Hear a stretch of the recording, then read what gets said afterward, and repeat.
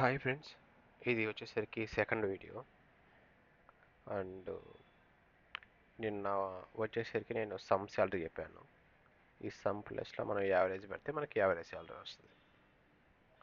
Okay, last time అడిగిన question ఏంటంటే నేను ఐటీలో నాకు యావరేజ్ శాలరీ కావాలని చెప్పాను. ఇక్కడ ఐటీ వచ్చేసరికి డిపార్ట్మెంట్ ఐడి 101 ఉంది. ఇక్కడ 101 2 ఉన్నాయి. ఇక్కడ అండ్ ఇది ఒకటి 60K అండ్ ఒకటి 80K, టోటల్ కలిపితే 70K వస్తుంది. యావరేజ్ శాలరీలో 70K వస్తుంది. టోటల్ వచ్చేసరికి 14K వస్తుంది. 1,40,000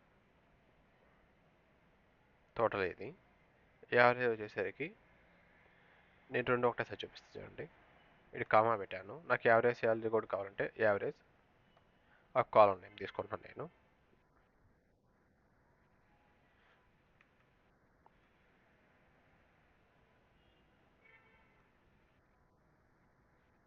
బ్రాకెట్ ఎక్స్ట్రా ఉంది కాబట్టి దీన్ని తీసేస్తాను. సో నేను దీనికి ఇలా పెడతాను. మీకు ఇంకా దీంట్లో ఇంపార్టెంట్ ఏంటంటే నాకు ఇక్కడ స్పేస్ కావాలి, యావరేజ్ శాలరీ కావాలి, కాలం నేమ్గా. ఈ విధంగా ఎగ్జిక్యూట్ చేస్తే మనకి ఎర్రర్ వస్తుంది, ఎందుకంటే అక్కడ స్పేస్ ఉంది కాబట్టి మనకి ఎర్రర్ వస్తుంది. సో నాకు ఈ విధంగా కాలం నేమ్ కావాలంటే బ్రాకెట్స్ ఉంటాయి అన్నమాట. ఈ విధంగా బ్రాకెట్స్ పెట్టేస్తే మనకి ఎర్రర్ అనేది రాదు. ఓకే, చూసారా ఇక్కడ స్పేస్ చూడండి, యావరేజ్ స్పేస్ శాలరీ వచ్చింది. క్లియరా? ఓకే. సో నెక్స్ట్ క్వశ్చన్ ఏంటంటే నాకు ఇప్పుడు మామూలుగా 2 టేబుల్స్ సెలెక్ట్ చేస్తున్నాను. మీరు ఫస్ట్ వీడియో చూడకపోతే ఫస్ట్ వీడియో చూడండి. ఇది సెకండ్ వీడియో ఇంటర్వ్యూ క్వశ్చన్లో. ఇక్కడ వీడియోస్లో చూస్తే మీకు నేను ఒక వీడియో పోస్ట్ చేశాను, ఇది కూడా related to interview questions. And ఇక్కడికి వస్తే పోస్ట్లోకి వస్తే మీకు మల్టిపుల్ చాయిస్ క్వశ్చన్ అడుగుతాను. ఈజీ చాలా డెడ్ ఈజీ అనమాట. సో డేటా టైప్స్ గురించి లేదా మల్టిపుల్ చాయిస్ క్వశ్చన్స్ ఉంటాయి. మీకు తెలిస్తే ఆన్సర్ ట్రై చేయొచ్చు. ఓకే, ఇప్పుడు టాస్క్ ఏంటంటే నాకు find employees who earn more than average salary in the company. So నాకు ఎంప్లాయీస్ టేబుల్ ఉంది. ఈ ఎంప్లాయీస్ టేబుల్లో నాకు more than average salary find out చేయాలి. ఓకే, నాకు ఇక్కడ ఏం కావాలి? నేము, శాలరీ, 2 కాలమ్స్ కావాలి కాబట్టి సెలెక్ట్ నేమ్ అండ్ శాలరీ, ఈ 2 కాలమ్స్ కావాలి. ఫ్రమ్ ఏ టేబుల్లో? ఎంప్లాయీ టేబుల్లో.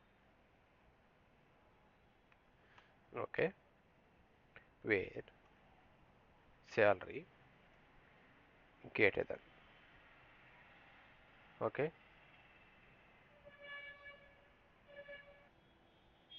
ఇక్కడ గ్రేటర్ ఇచ్చి యావరేజ్ శాలరీ ఇచ్చాం అనుకోండి, ఎర్రర్ వస్తుంది.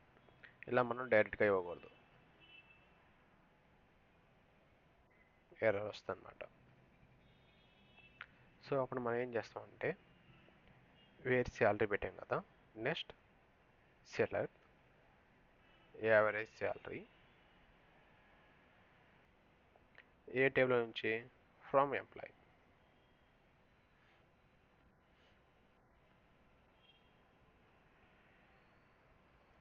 ఓకే, ఈ విధంగా రాస్తే వర్కౌట్ అవుతుంది అనమాట. బ్రాకెట్స్.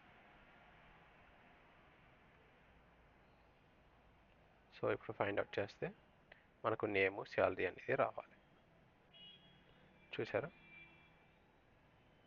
ఈ విధంగా ఫైండ్ అవుట్ చేస్తే మనకి గ్రేటర్ దెన్ యావరేజ్ శాలరీ కంట ఎవరైతే హైయెస్ట్ శాలరీ ఉందో వాళ్ళది వస్తుంది అనమాట.